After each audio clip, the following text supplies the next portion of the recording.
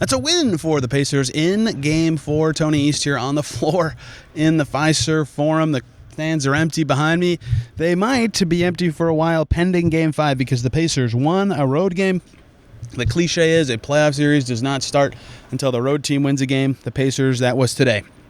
They come into this building, and they were awesome. They were awesome for 4 quarters. They made 18 threes. They did everything better than the nonsense game that they had in the second half 2 nights ago. Nonsense, certainly too harsh, but they didn't like it. They were too stagnant. They admitted that. Rick Carlisle saying today it was their second most isolations in a game the entire season, including the regular season. It was clear that they were not attacking the way they like to attack. The ball wasn't popping. The random, as they call it, wasn't there. They just weren't playing Pacers basketball. They needed to get back to it, and they totally did today. 36 assists on 50 made shots. Both those numbers extremely impressive. 18 made threes, which is important because the Bucks made 15 of their threes in this game. The Pacers needed their offense to guide them today. Their defense was, to be clear, pretty solid in this game, but their offense returning to form made everything so much easier for them, and it started off exactly how they hoped. The 3 games the Pacers have gotten off to good starts, they've won this series, up 7-2 quickly in this game, up 13-7 before a Bucks timeout. Miles Turner with 9 of those 13 points.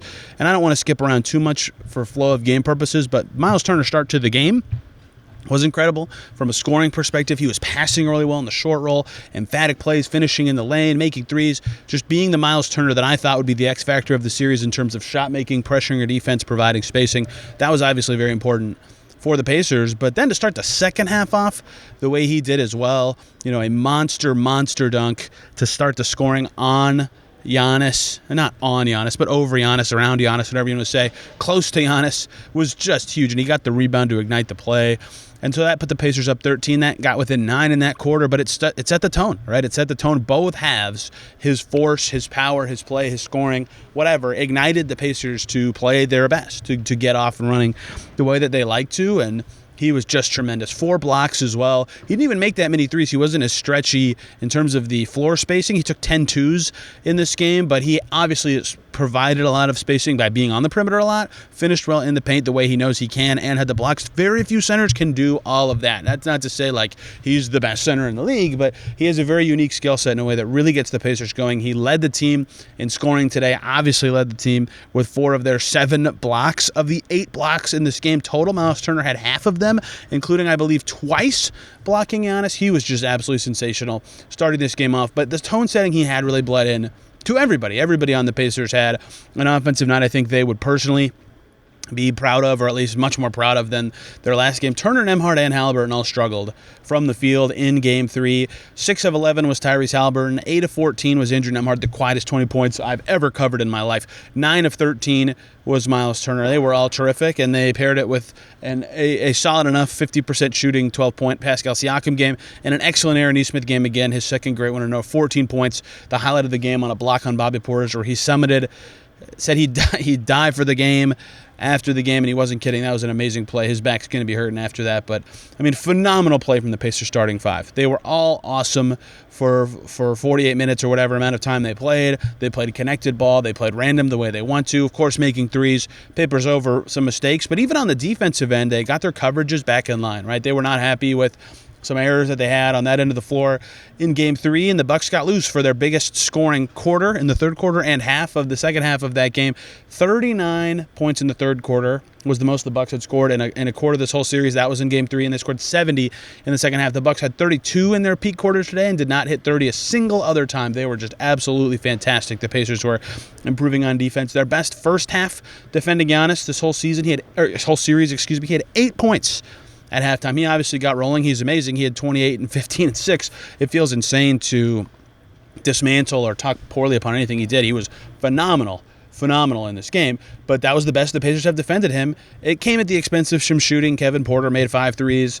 Gary Trent made 2, 3 from A.J. Green. The Bucks shot over 40% from deep. That kept him in the game, but slowing Giannis for the first time for half of a game, even though he really rolled in the second half, was massive for the Pacers, who just rolled out of the second half and really got things going. So they deserve a lot of credit because everything that went bad in Game 3 felt like, to me, stuff that the Bucks should feel good about, right? Their switching defense got the Pacers out of their tempo and out of their style, and that got the Pacers taking the ball out of the net a lot, so they couldn't get into their offense. And then they were scoring easily. Giannis was great. Gary Trent was maybe absurdly great, but still very great in a way that was repeatable in terms of how open he was, not the percentage of times he made shots. So it felt like, oh, man, the Bucks could do that again. They couldn't. Elephant in the room. I've gone too far without addressing this. Damian Lillard, you just absolutely hate it. Goes to chase a ball in the first quarter, tries to tip it to a teammate, tips it, hits the floor, instantly reaching for his lower calf/ankle area. We've all seen a player do that reaction, what that can mean. It looks like the worst from the reporting and the quotes after the game. Torn Achilles could be coming for Damian Lillard. We don't know that. I'm not going to guess that, but it is possible that that's the case. The Pacers, I believe, were up 3 when he exited the game after those 6 minutes. Look, you can say what you want about what he had done in this series so far. His shot had not fallen yet, but his gravity is immense. At the end of Game 2, and when the Bucks roared back and made it a 2-point game, his gravity was huge as Giannis was just plowing to the rim. His defense was awesome in Game 3. That's not even a stretch to say. He played very well in that game. Even without scoring, he's immensely helpful to the Bucks. He's a great player, and this would change his career and change the Bucks' fortune significantly in this series and even beyond. You just hate it. I mean, the Pacers started their press conferences, Carlisle, Turner, and Halliburton all with notes of admiration or prayer for Damian Lillard and his injury. He was seen leaving the arena here in crutches and a boot, I believe. So that obviously changed the game in a huge way. Again, he's an incredible player, and even without the scoring impact this series, it's a big deal. Like, he was amazing last year in this exact matchup, so that is obviously a huge part of this. Kevin Porter came in and did all he could. He shot it very well, but the real story to me beyond that injury is the return to form for the Pacers. Their offense was great. Their defense for a half was as good as it's been all series, especially against a star player, and they're up 3-1. They're up 3-1. They were also up 3-1 against the Bucks last year and lost Game 5 before winning Game 6. However, the change, of course, being that this time Game 5 is in Indy, and last year Game 5 was here and Game 6 was in Indy. The Pacers closed it out in that 6th game. They'll need to try their best to close it out quickly. It looks like their potential second-round opponent, should they do that, is going to sweep, and the Cavs just rolling through the Miami Heat right now. So not letting the Cavs get a ton of rest would be a massive, massive thing for the Pacers to try to do. Obviously, trying to win at home would be significant, and they're playing great. They have gotten off to strong starts in both of their wins. They have found solutions to their problems in both their wins. All 3 of their wins, they have found solutions to their problems in all 3 of their wins, and their balance tonight was sublime. 8 guys in double figures. Their start to the halves was great. Jarris Walker was awesome. Obi Toppin made shots. TJ McConnell was exceptional. The bench being that good was really the difference in the third quarter when the Bucks got it close. It's a big win for the Pacers. I haven't even said the final score. It was 129-103. They had their foot on the gas until late, and they won. They're up 3-1. We'll have much more on this series right here on this channel and on Locked On Pacers. I'll have a story from Game 4 up in Forbes at some point on Monday. Thank you guys so much for watching this one. We'll see you at Fever Training Camp tomorrow with more.